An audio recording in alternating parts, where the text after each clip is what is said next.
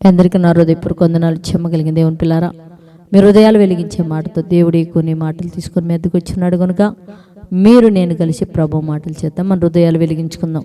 వెలిగించబోయే ముందు రాత్రి కాలం నుంచి మిమ్మల్ని మీ కుటుంబాలను సమస్తాన్ని కృపతో జ్ఞాపకం చేసుకొని ఊపిరిని జీవాన్ని ఇచ్చిన దేవునికి మన ప్రభు యేసుక్రీస్తు వారి నామములో తండ్రి అయిన దేవుడికి శిరస్సు వంచి వందనాలు తెలియచేసుకుంటూ ఈరోజు దేవుని మాటలు ఏ మాటలు చేస్తే మన హృదయాలు వెలిగించాలనుకున్నట్టు వాటికి సాటి మనం ధ్యానం చేసుకోగలిగితే దేవుని పిల్లరా, మొదటి కొరింథీయులకు రాసిన పత్రిక 13వ అధ్యాయము 4వ వచనంలో రాయబడిన మాట, ప్రేమ దీర్ఘకాలము సహించును దయచూపును అన్నాడు. అంటే ప్రేమ అంట దీర్ఘకాలము సహిస్తాడంట, దయ చూపుతాడంట.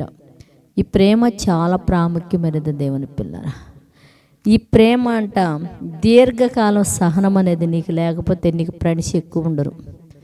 ఒక్కొక్కళ్ళకి మేము చిన్ననాటి నుంచి నా ఫ్రెండ్ అండి, నేను ఎక్కువ ఇప్పుడు ఆవిడతో మాట్లాడట్లేదండి అంటాం.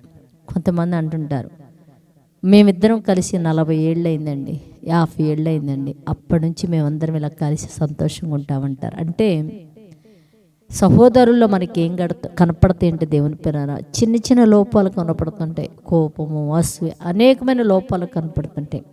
అందుకనే ప్రేమ అంట దీర్ఘకాలం సహించిద్దంట, దయ చూపిద్దంట. కనుక మనము ప్రేమ కలిగిన వారమై దీర్ఘశాంతం అనేది మనలో ఉంటే దేవుని పిల్లరా, మనకు చాలా మంచి స్నేహితులు ఉంటారు. దేవుడు కూడా అలాంటి స్వభావం కలిగిన వాడు, దీర్ఘశాంతం కలిగిన వాడు, ప్రేమ కలిగిన వాడు, దయచూపువాడు.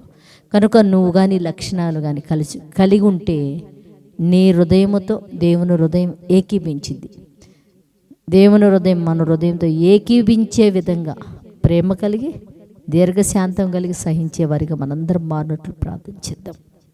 పరిశుద్ధుడా, జీవము కలిగిన మా పరలోకపు తండ్రి, ప్రేమ కలిగి దీర్ఘశాంతం కలిగిన వారమై సహించమని చెప్తున్నావు తండ్రి. అయా మాకు ఆ లక్షణాలు ఉంటే నీ హృదయం మాతో కలిసి సంతోషపడింది తండ్రి. అలా సంతోషపడే వారిగా ఆ లక్షణాలు మేము కలిగి ఉండటానికి కృప చెప్పమని అడుగుతూ తండ్రి, ఎంతమంది అయితే నాయన ఈ మాటలు వింటున్నారు వారి కుటుంబాల మీద నీ దయాకనికను కుమ్మరించండి తండ్రి.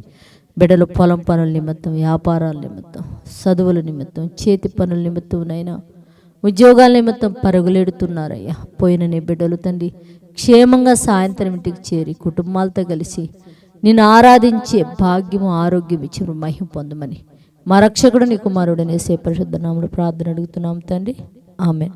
మీ అందరికీ నా హృదయపూర్వక వందనములు.